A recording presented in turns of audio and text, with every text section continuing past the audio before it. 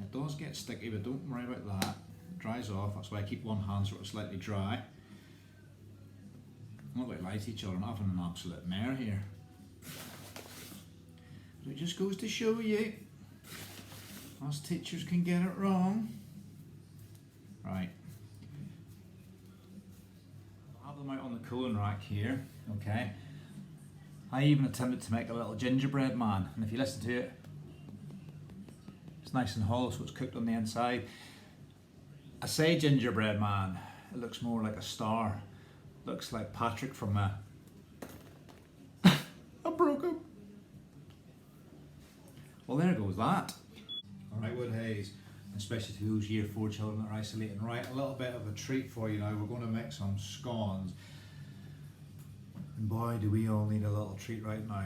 It's a great recipe, it's straightforward. Baking is one of the things that I was absolutely terrible at, and then over lockdown I got a little bit better at it. Now, what it's really good for, it's good for measuring, it's good for practicing skills like kneading, and for rubbing together, especially with the butter and with the flour.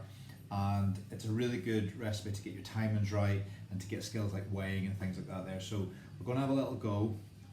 Pause this video anytime you need to have a go at home, and hopefully you'll make some delicious scones, not only for you, but for your family to enjoy. And then you can argue all day long about what comes first, the clotted cream. One of the skills that you're going to be doing, children, are we're going to be weighing. We're going to be actually practicing some kneading, just gentle kneading. We don't want to, bash it too hard.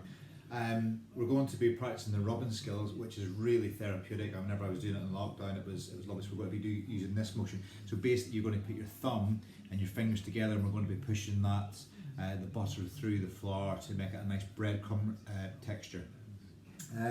You're going to be learning a little bit about cutting, preparing, putting things into the oven, and learning about timing.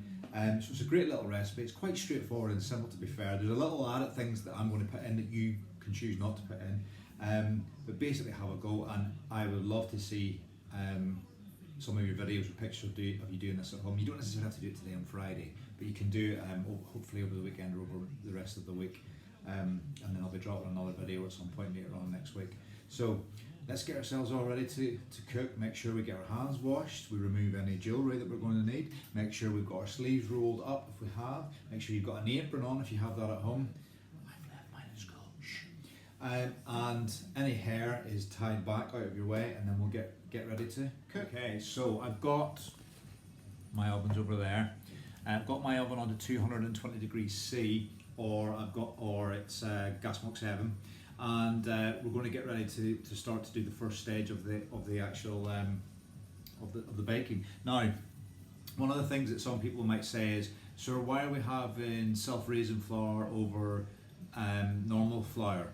Okay, well, self-raising flour, this stuff here, or any reputable supermarket will do. I'll just go up. It has monocalcium phosphate, and it's part of its ingredients, and sodium, get it right, hydrogen carbonate, which is pretty much similar properties to baking powder. And what that essentially does is, children, it allows, whenever we mix it all together with the dry ingredients and the wet ingredients, what it allows it to do is it allows it to rise, because we want our scones to be really fluffy and to rise, okay? Because nobody likes a flat scone or scone. So that's the reason why we're doing that. Now, if you have got ordinary flour and you do a bicarbonate soda at home, it can work as well, okay? But it's just the self-raising flour just gives it a little bit of oomph, okay? So we're going to get started with our mixing of our dry ingredients. So now what you need to do is you're getting into the measuring side of things. So what you're going to do is you're going to weigh out 225 grams of flour, okay, and put it into a bowl. So if we just get that a little bit closer, light shotgun. Okay, so you've got that, so that's 225 grams of flour, and then you've got your 55 grams of butter, which I've already weighed out, and you'll probably get it depending on where you cut it. So I just tend to just sort of like, put it into small little cubes, because it's easier to rub into the flour. So get that chopped up. So what you could do, I suppose, is show off to your parents and show them how to do the bridge grip, to chop it up into fine little cubes, okay? So you could use the bridge grip and just cut the butter up like that, so holding the butter either side and cutting it down the middle. Okay, but just for speed, I'm just going to chop the butter up and put it in. Okay, so once you put the butter in, so that's 55 grams you'd weigh out of butter. You've done your 225 grams of flour, separated flour. Okay, and then what I'm going to do is I've weighed out my sugar. I think it was 26 grams or 24 grams, I'm not sure. And I'm going to put that in. Okay, and then just for that little bit of extra kick, I'm going to take a little bit of baking powder and I'm going to add it to mine. You don't have to add it to yours, but I'm just going to put a little half a teaspoon in, and I'm going to add that. Okay, so basically at this stage you're going to have a mixture that's just has got a lot of things added into it, and your job is to rub it through. So you've got to use your fingers and your thumb like that and make it into like fine breadcrumbs, and you just keep going to all that sugar and all that butter has mixed in with the flour. Okay, so it's going to take a few minutes to do that, so put a good tune on and go and enjoy yourself. So essentially what you're doing is you're just pushing the sugar and the butter through the flour like this, and you just keep going till it just looks like a fine breadcrumbs. My song of choice, Primal Scream, kids. Ask your parents about them. Great band. And you just keep going till it's like fine breadcrumbs. The kind that you might find on your McChicken nugget meal or your fish fingers. So you just keep going. It's quite therapeutic. You'll love it. Mine is nearly there.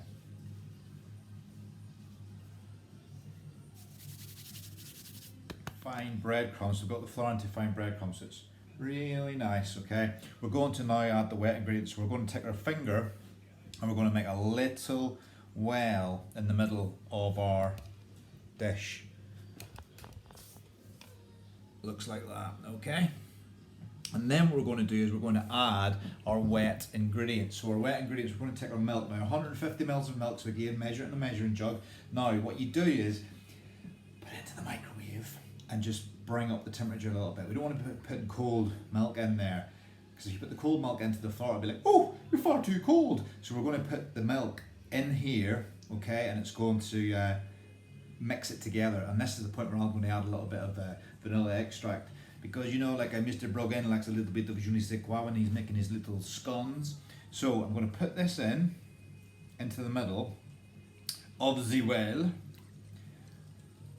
okay, and then I'm going to take my little bit of Madagascar vanilla. I'm just going to add a dash. All these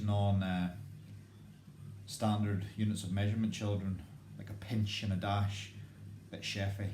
So there you go, just a little dash, just to sort of give it a little bit background note, okay? And then with a knife, just a normal knife, what we're going to do now is we're going to just stir it all together, okay, till we make a little dough, okay? So it'll take again a couple of minutes to do this here, but we're bringing it all together to mix a dough. So have a go with that. Again, stick another tune on.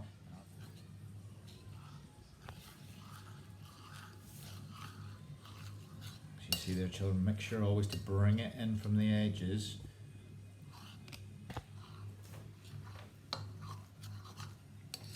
Bring it all together.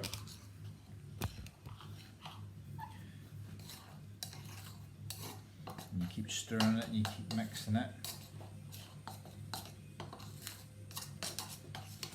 Have a little boogie while you're doing it. Look like that.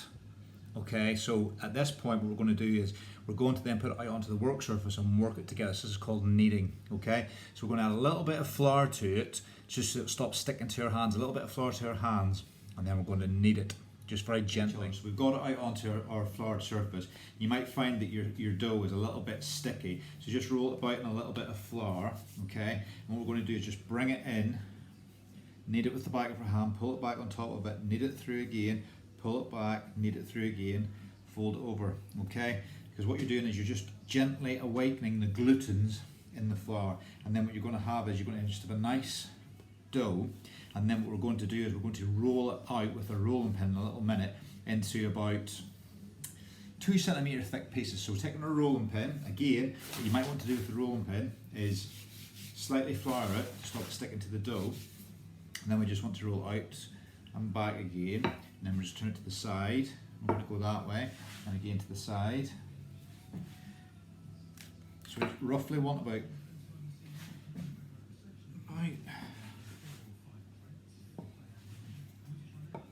that. That's good. Okay, so you've got that now. If you don't have one of these, which is like a cookie cutter or something, I'm going to have to get on my knees. Right, so if you don't have one of these here, you can just use a knife, okay? But what you want to do is, and I tend to use the smooth one. If you want to make it look pretty, we can use this one. So I'll do one of each. So basically we take this and we press it in. I'll go down here so better for the camera. And we push it down gently, okay? And then we wiggle it a little bit. Just a little bit. And then we're going to pull it out and then push it through again, very gently. 1, 2, 3, out it comes, okay? So we're going to have a little scone like that. So that'll just rise now whenever I put it onto the baking tray. So I'm going to put it onto my baking tray, and basically you just repeat with as much of the dough as you can to get as many scones or scones as you can. I try and aim with that sort of amount of dough to probably get about maybe 6 good ones. Right, so the oven's just about to beat. I've cleaned this kitchen, not just clever editing, and we're going to get scones out, or the scones, and we're going to put them onto the cooling rack and we're going to allow them to cool. Now again, tap them on the way out to check that they're cooked all the way through. If you're really unsure, get a parent to put a knife down through the middle and pull it out. If there's anything stuck to that knife, it's not cooked the way through, because that'll be the raw dough in the middle. So that's a good way. If you put a knife in or a skewer and it comes out nice and clean, Bob's your uncle are done. And then you have the whole debate of, what do you put on first? Do you put the cream on, or do you put the jam on? Now, this has caused major debates across the teachers in our school. I am a cream guy first, and then you put the jam on. And I'll tell you even better than that, Miss Gillard doesn't even like jam. What's that all about? Go, children resting on the cooling rack, okay, so they've risen nicely, okay, and as we're heading into the festive season, I attempted to make a gingerbread man. It does look more like Patrick from SpongeBob SquarePants though. What's that? Yeah, Boris is allowing Santa Claus to go out this week. We've got 5 days. He's got 5 days to get it done, big lad.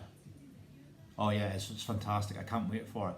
Now, this is the thing, children, why we don't always get things right. Patrick lost his leg during the editing process. Anyway, it still tastes fantastic. You enjoy your scones. So children, that's the video for the scones. I really hope you enjoyed making them. It's a relatively straightforward and easy recipe, trust me, because if I can do it, you can do it. And I hope you enjoy sharing them with your family.